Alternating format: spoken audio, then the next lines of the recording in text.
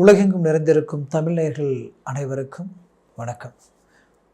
நான் உங்கள் ஜோதிடர் அந்தியூர் சுதாகர், பாரம்பரிய முறை ஜோதிட ஆராய்ச்சியாளர். இன்று நாம் காணக்கூடிய தலைப்பு, கும்பராசி அன்பர்கள் உங்களுக்கு இந்த வருட பிறப்பு விசுவாவசு வருடம் திங்கட்கிழமை 1ஆம் தேதி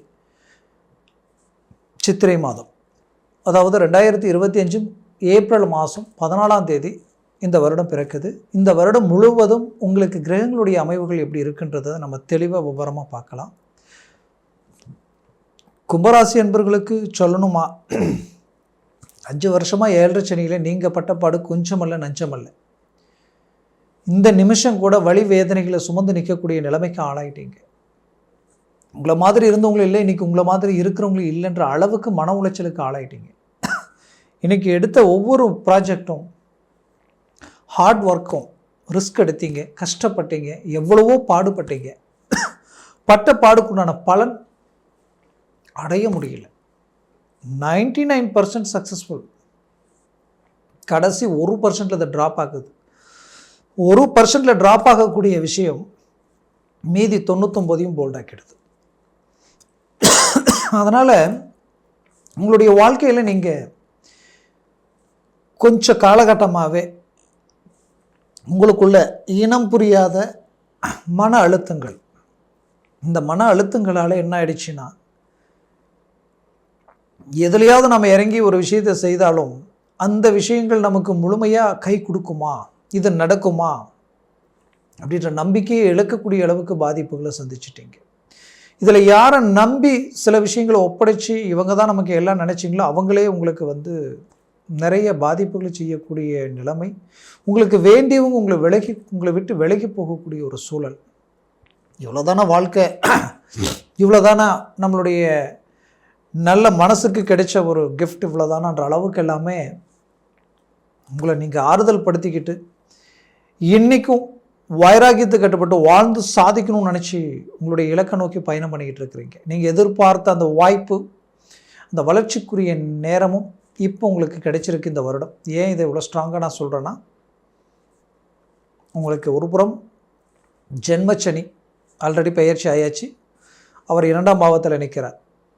2ஆம் பாவத்தில் நிற்கக்கூடிய சனி கடைசி ஸ்டேஜ் போகும்போது நல்லதை கொடுக்கறதுக்கு தயாராக இருப்பார். அதை நல்லா மனசில் வச்சுக்கிங்க. செய்யக்கூடாத சில விஷயங்கள் மனசில் வச்சு செய்யுங்க. மீண்டும் எல்லாரையும் நம்ப வேண்டாம், நம்புங்க, முழுசாக நம்பாதீங்க. என்னதான் நம்பிக்கையோடு நீங்கள் சில விஷயங்களை ஒப்படைச்சாலும் உங்களுடைய முழு ஈடுபாடு அங்கே இருக்கணும். உங்களுடைய கண்ணோட்டம் அங்கே இல்லாமல் எதையும் விட்டுறக்கூடாது.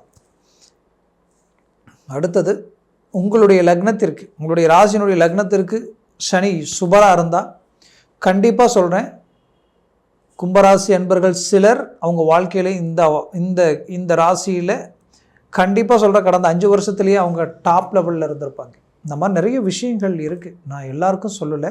சுபராக இருக்கக்கூடிய சிலர் கண்டிப்பாக இதை அவங்க பார்க்கும்போது அவங்களுக்கு நல்லாவே தெரியும்.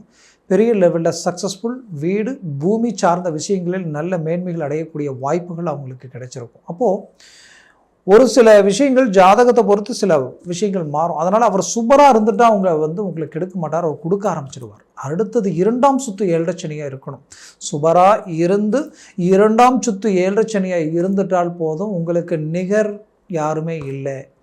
ஏன்னா ஒருவேளை உங்களுடைய லக்னம் யதார்த்தமாக ஒரு தனுசு லக்னமாக இருந்துட்டாலோ, இல்லை அதே லக்னம் ஒருவேளை ஒரு ரிஷப லக்னமாக இருந்துட்டாலோ, இப்படியெல்லாம் இருக்குது சில கணக்கில். இதெல்லாம் பாசிட்டிவ். ஒருவேளை உங்களுக்கு அதுவே கடக லக்னம் சிம்ம லக்னமாக இருந்துட்டால் நிறைய பிரச்சனைகள், வீண் வம்புகள், வழக்குகள், பிரச்சனைகள். ஏன் வாழணும், எதுக்காக பிறந்தோம்னே தெரியலையே, நம்ம ஏன் இப்படி, எல்லாமே இருக்குது, திறமை இருக்குது, ஆற்றல் இருக்குது, எல்லாம் இருக்குது. பட் அதனால் மற்றவங்க வளர்ச்சி அடைவாங்க, நீங்கள் வளர்ச்சி அடைய முடியாத நிலைமைக்கு ஆளாக இருப்பீங்க. அப்போது இந்த கும்பராசி ஆல்ரெடி இந்த 7.5 சனியினால் அந்த பாதிப்புகள் தான். இன்றைக்கி நீங்கள் வழிகாட்டினவங்க நல்லா இருக்கிறாங்க, உங்கள் காட்டின வழியில் போனவங்க சக்ஸஸ்ஃபுல்லாக அடைஞ்சிட்டாங்க, உங்களோட நட்பு வச்சவங்க இன்றைக்கி பெரிய இலக்குகளில் உருவாக்கிட்டாங்க. பட் நீங்கள் அதே எடுத்து செய்தால் அது அப்படியே ஃபெயிலியர் ஆகுது. இப்படி ஒரு சில விஷயங்கள் இந்த இடத்துல இருக்குது. அதனால் இந்த சனி இந்த இடத்துல இருக்கிறதுனால நமக்கு நெகட்டிவான்னு நினைக்க வேண்டாம். அது பாசிட்டிவ் அதில் இருக்குது. பெரிய லெவலில் ஒரு சக்ஸஸ்ஃபுல் உங்களுக்கு உருவாகும். அதனால் பெரிய லெவலில் ஒரு நல்ல மேன்மையும் மேனேஜ்மெண்ட் உருவாக்குவீங்க. பட்ட கடனை தீர்க்கக்கூடிய வாய்ப்புகள் பிறக்க போகுது.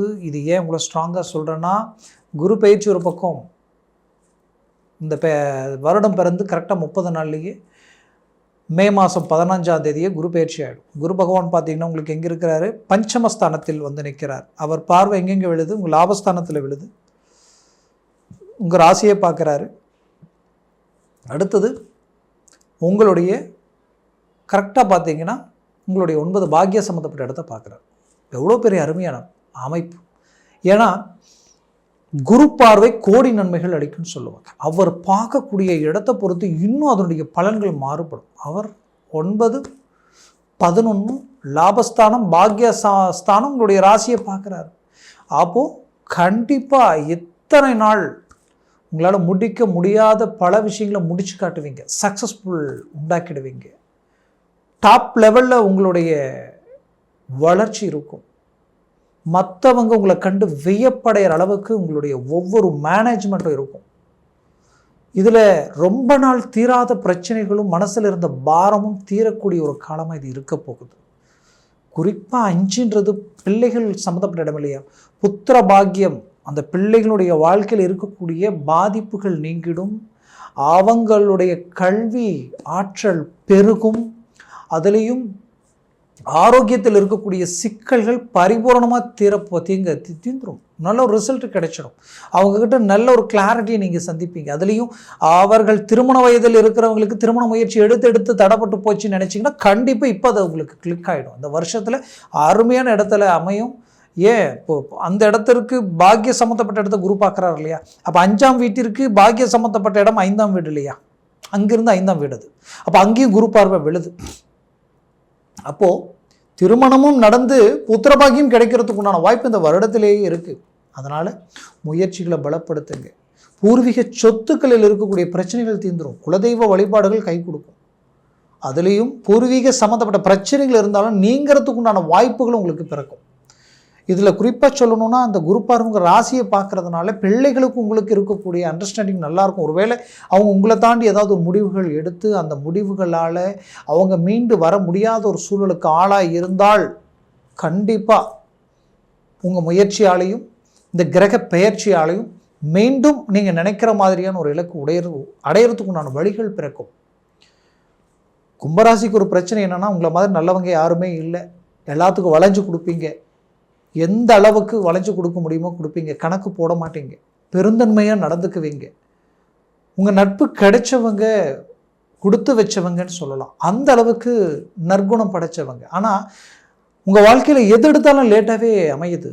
ரொம்ப கஷ்டப்படுறீங்க, ரொம்ப பாடுபடுறீங்க. ஒரு திருமண முயற்சி கூட எடுத்தால் அது உடனே ஒர்க் அவுட் ஆக மாட்டேங்குது. இழுத்துக்கிட்டே போகுது. சம்மந்தமே இல்லாமல் நம்மளை விட கெப்பாசிட்டி கம்மியாக இருந்தாலும் பரவாயில்லை, அந்த பொண்ணு கல்யாணம் பண்ணிக்கலாம், வசதி இல்லைனாலும் பரவாயில்லை அப்படின்னு ஒரு முயற்சி எடுத்து அங்கே போய் நீங்கள் ஒரு முடிவு எடுத்து இதோ ஆச்சுன்னு எல்லாம் நெருங்கி வரும். கடைசி நேரத்தில் பார்த்தா அப்படியே காரணமே இல்லாமல் 3வது நபர்களினுடைய தலையீடுகளால் என்ன நடந்ததுன்னே தெரியல. கடைசியில் பாதிக்கப்பட்டது நீங்கள், அவமானப்பட்டது நீங்கள். இதனுடைய விளைவுகள் திருமணத்திற்கு மேலே இருக்கிற இன்ட்ரெஸ்டே போயிடும். அந்த அளவுக்கு மன உளைச்சலுக்கு ஆளாக இருந்திருப்பீங்க. அதனால் இது எல்லாத்திற்குமே கடவுளுடைய அனுகிரக ரீதியில் இந்த குரு பயிற்சி ஒரு சக்ஸஸ்ஃபுல் அளிக்கக்கூடிய காலமாக இது இருக்க போகுது. மூவ் பண்ணுங்க. ஒரு அருமையான மேன்மைகள் அளிக்கக்கூடிய ஒரு காலமாக இருக்கும். அதுலேயும் குறிப்பாக சொல்லணும்னா, உங்களுடைய இந்த கிரக பயிற்சியில் ராகு பகவான் உங்களுடைய ஜென்மத்துக்கு வந்து நிற்கிறாரு. கேது பகவான் 7ஆம் வீட்டில் நிற்கிறாரு.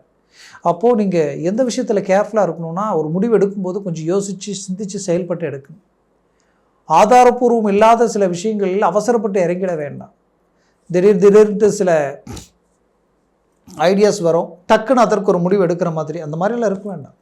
ஒரு சில விஷயங்கள் நீங்கள் முடிவெடுங்க. ஒரு சில விஷயங்கள் மற்றவங்ககிட்ட கேட்டு கூட ஆலோசனை எடுத்து ஒருத்தருக்கு 2 பேர்கிட்ட பேசி அதுக்கப்புறம் அந்த முடிவில் எடுங்க. அவசரப்பட்டு இறங்கிடாதீங்க. அவசரப்பட்டு வாக்கு கொடுத்துடாதீங்க. நானாச்சேன்னு சொல்லிடாதீங்க. ஜாமீன் கையெழுத்து போட்டுறாதீங்க. வண்டி வாகனங்களில் வேகமாக வேண்டாம். தயவுசெய்து ரொம்ப எச்சரிக்கையாக மூவ் பண்ணுங்கள். இதை மட்டும் பார்த்துக்குங்க. ஏன்னா இந்த ராகு உங்களை டுஷ் பண்ணி விடுவார். உங்களை அடுத்த கட்டத்துக்கு கொண்டு போக விடுவார், வேகப்படுத்துவார். சடனாக வீட்டில் இருப்பீங்க, மிஸ்ஸஸ் கிட்ட இல்லை கும்பராசி பெண்கள் கணவர்கிட்ட இல்லை கணவர் மனைவி கிட்ட சடனாக ரேஸ் ஆகிடுவீங்க, டக்குன்னு கோவப்பட்டுருவீங்க. அந்த ஒரு நிமிஷத்தில் நீங்கள் கோவப்படுறது கிட்டத்தட்ட பார்த்தீங்கன்னா ஒரு மாதம், ஒரு 10 நாள் 15 நாளைக்கு நிம்மதி இல்லாத அளவுக்கு குடும்பத்தில் போயிட்டே இருக்கும். இது எல்லாமே இந்த இடத்துல கிரியேட் பண்ணும் இந்த ராகு கேது. அந்த விஷயத்தில் கொஞ்சம் கேர்ஃபுல்லாக இருங்க. 7ஆம் இடத்துல கேது இருக்கார். அது 7ஆம் வீடுன்றது உங்களுக்கு சூரிய பகவான் வீடு இல்லையா? அப்போது என்னென்னா அந்த அரசு உத்தியோகம், அரசு சார்ந்த வேலையில் இருக்கிறவங்களுக்கு ஒரு ப்ரொமோஷன் கிடைக்கிறதுக்கு உண்டான வாய்ப்புகள் உருவாயிடும். அரசியல் துறையில் இருக்கிறவங்களுக்கு ஒரு நல்ல மேன்மைகள், நல்ல நல்ல வாய்ப்புகள் கிடைக்கும். பட் கிடைக்கக்கூடிய வாய்ப்புகளை நட்பு ரீதியில், உங்களோட பழைய நட்பு ரீதியில் இருக்கிறாங்களே, இத்தனை நாள் உங்களோட அவங்க விஷயத்தில் கொஞ்சம் கேர்ஃபுல்லாக இருக்கும். யார் நல்லவங்க யார் கேட்டவங்கன்னு கெஸ் பண்ண முடியாது. யார் உங்களுக்கு வேண்டியவங்க நினச்சிங்களோ அவங்களே உங்களுக்கு வேண்டாதவங்கள மாறக்கூடிய வாய்ப்புகள் எல்லாமே இருக்குது. அதனால் சற்று இந்த விஷயத்தில் கொஞ்சம் எச்சரிக்கையாக இருங்க. கும்பராசி அன்பர்கள், நீங்கள் ஒரு இடம் மாற்றங்கள் உங்களுக்கு கிடைக்கிறதுக்கு உண்டான வாய்ப்புகள் உருவாகும். ஆனால் ராகு ஜென்மத்தில் நிற்கிறதுனால இந்த இடத்துல இருக்கிற வேலையை விட்டுட்டு இன்னொரு இடத்துக்கு போகலான்னு நீங்கள் நினச்சிங்கன்னா கண்டிப்பாக அந்த இடத்துல இருக்கக்கூடிய அந்த வேலையை அடையிறதுக்குள்ளே இந்த வேலையை விட்டுற வேண்டாம். இந்த வேலையை செஞ்சுக்கிட்டே முழுசாக கன்ஃபார்ம் ஆனதுக்கப்புறம் அந்த இடத்துக்கு நீங்கள் மாறணும். அவசரப்பட்டு விட்டுட்டு அந்த பக்கம் போய் நீங்கள் கமிட்மெண்ட் கொடுத்துட்டிங்கன்னா சடனாக அங்கேயும் குழப்பங்கள் வந்துடும், இந்த இடத்துலையும் குழப்பங்கள் வந்துடும். கடைசியில் எதுக்கும் அந்த பக்கமும் போக முடியாமல் இந்த பக்கமும் போக முடியாமல் ஒரு மோசமான ஒரு சூழ்நிலைக்கு ஆளாகக்கூடிய ஒரு சூழல் நிறைய பேருக்கு கடந்த காலகட்டங்களில் வாழ்வாதாரமே பாதிக்கப்படக்கூடிய நிலைமை. டியூ கட்ட முடியல, என்னால் ஃபீஸ் கட்ட முடியல, குடும்பத்திற்குண்டான தேவைகளை பூர்த்தி பண்ண முடியல, எல்லாம் கடன் வாங்கி இதெல்லாம் எப்படி நான் சரி பண்ண போகிறேன் அப்படின்ற குழப்பத்தோடு நிற்கக்கூடிய நிலைக்கெல்லாம் ஆளாகிட்டீங்க. அதனால் இதெல்லாம் கொஞ்சம் பார்த்து சிந்திச்சு தெளிவாக செயல்படுங்க. பட் பலமான வளர்ச்சி இருக்குது.